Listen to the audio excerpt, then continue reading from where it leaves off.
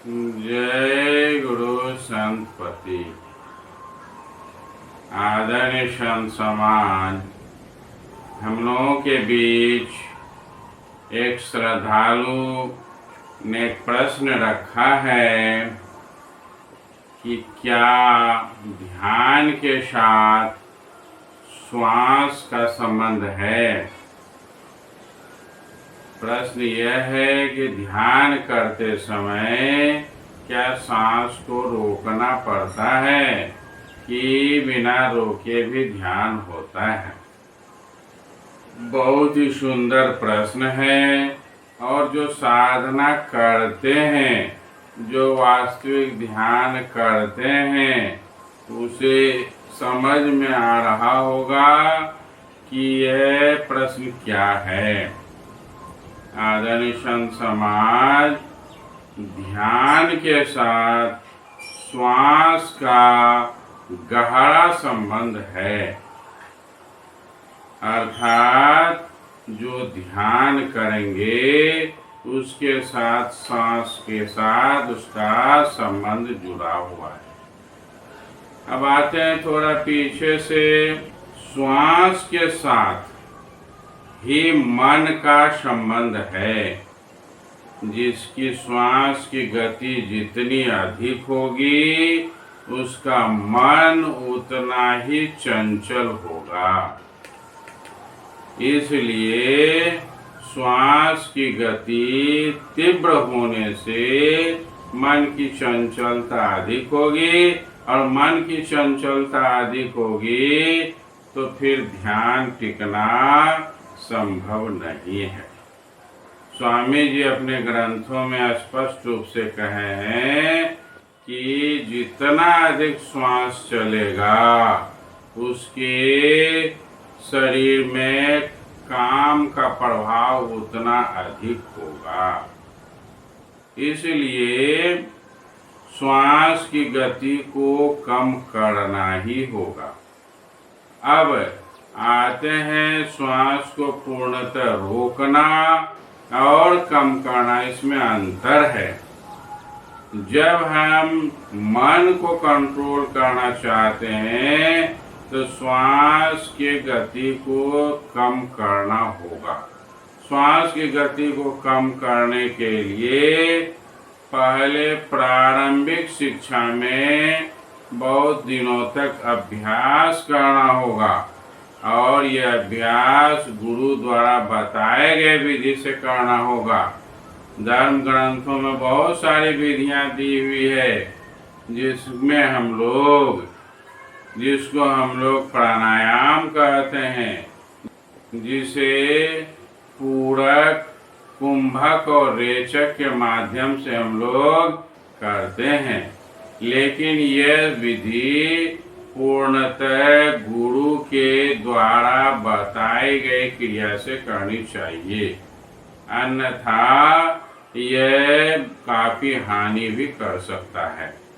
इसलिए श्वास की क्रिया की जब बात आती है तो साधना की बात आती है और साधना पूर्णतः सांस पर टिका हुआ है। इसलिए यह विधि गुरु से मिलकर जानकर ही करना चाहिए। जैसे तैसे नाक बंद कर देने से ये क्रिया होने वाली नहीं है। तो श्वास का संबंध साधना से है। श्वास को हम जितना ऊपर उठाते जाएंगे, खींचकर ऊपर ले जाते जाएंगे, तो हमारी साधना प्रबल होती जाएगी। फिर जिसका ध्यान टिकने लगता है, प्रारंभिक अवस्था में सांस को क्या किए, कंट्रोल किए। सांस का कंट्रोल करने से मन कंट्रोल हुआ, मन के कंट्रोल होने से ध्यान लगने की संभावना बढ़ जाती है।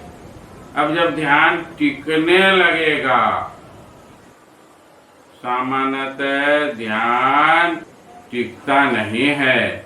जब टिकने लगेगा, ध्यान होने लगेगा, जिसे ध्यान कहते हैं, शून्य की अवस्था कहते हैं, श्वास की गति स्वतः मंद हो जाएगी। उसमें फिर अलग से मेहनत करने की आवश्यकता नहीं पड़ेगी।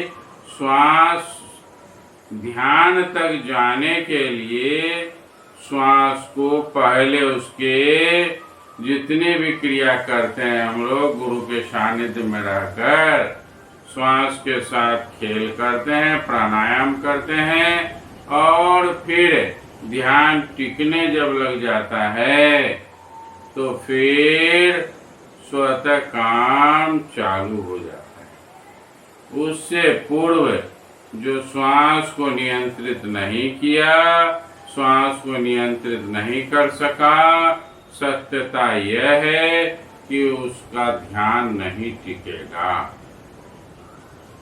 इसलिए स्वामी जी भी कहे, आसन पदम लगाए के खैच मकर के तार, अर्थात हमें श्वास को ऊर्ध्वगामी करना ही होगा, और ये श्वास के ऊर्ध्वगामी होने से ही साधना की पूर्णता होगी।